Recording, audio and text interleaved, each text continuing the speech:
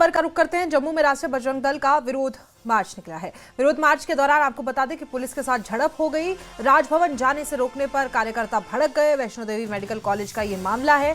Selection list को cancel करने की लगातार मांग चल रही है। आपको बता दें कि वैष्णो देवी मेडिकल इंस्टीट्यूट को लेकर ये आरोप जंगल के कार्यकर्ताओं का है और वहां के लोगों का है कि विशेष समुदाय के लोगों को ज्यादा तवज्जो दिया गया है, जबकि जो फंड ऑर्गेनाइजेशन को मिलता है वो सारा का सारा वैष्णो देवी ट्रस्ट से मिलता है।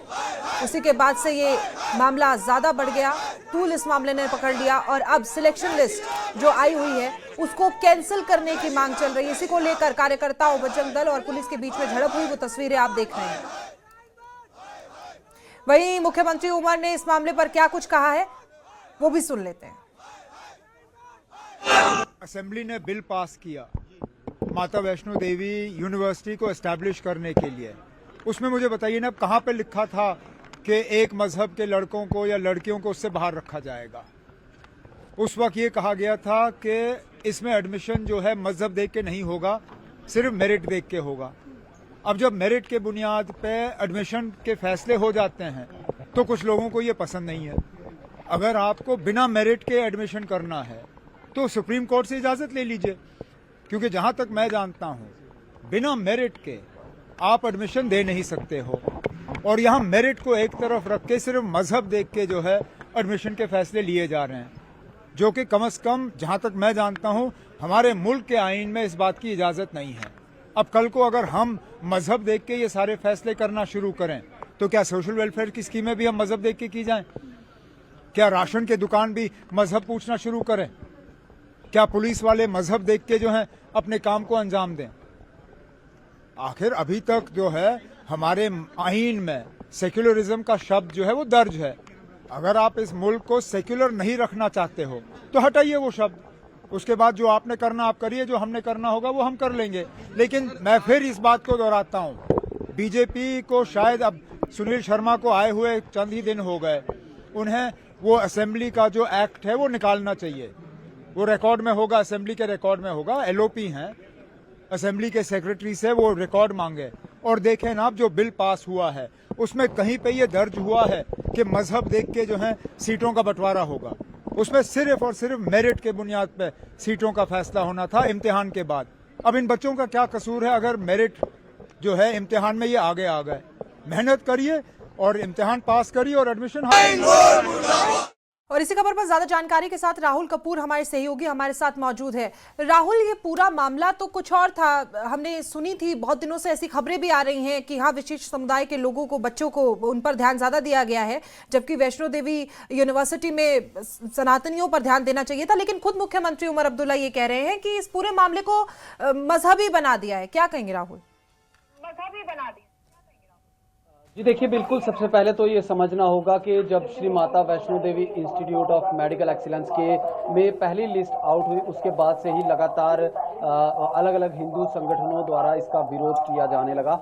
शुरू में ऐसा लग रहा था कि कुछ दिन तक ये विरोध चलेगा, लेकिन उसके बाद से अब लगातार जो वो अलग अलग हिंदू संगठन एक प्लेटफॉर्म पे पहुंच रहे हैं और सभी संगठनों ने मिलकर ये घोषणा की है कि अब श्री माता वैष्णो देवी नाम से एक संघर्ष समिति बनाई जाएगी, जो यहाँ पर जो जिसके बैनर तले हर दिन प्रदर्शन होंगे। आज भी प्रदर्शन हुआ है, कल भी प्रदर्शन होंगे। और कहीं ना कहीं जिस तरीके से मुख्यमंत्री उमर अब्दुल्ला का कहना है कि इसे मजहबी रंग दिया जा रहा है, तो दूसरी तरफ अगर हम बात करें तो चाहे वो बीजेपी के यहाँ पर जम्मू कश्मीर में leader of opposition Sunil Sharma हो, इसके अलावा बीजेपी के विधायक हो, एलजी मनोज सिन्हा से भी उनकी मुलाकात हुई है और उन्होंने ये बताया कि क्योंकि श्रद्धालुओं के चढ़ावे से श्राइन बोर्ड चलता है, श्रद्धालुओं के चढ़ावे से ये university, medical college, Narayana college बनाया गया है, तो इसमें क्यों भेदभाव क्यों किया गया और हिंदू छात्रों की संख्या कम क्यों हुई? श्राइन बोर्ड अपना तर्क देता है कि मेरिट पे हुआ,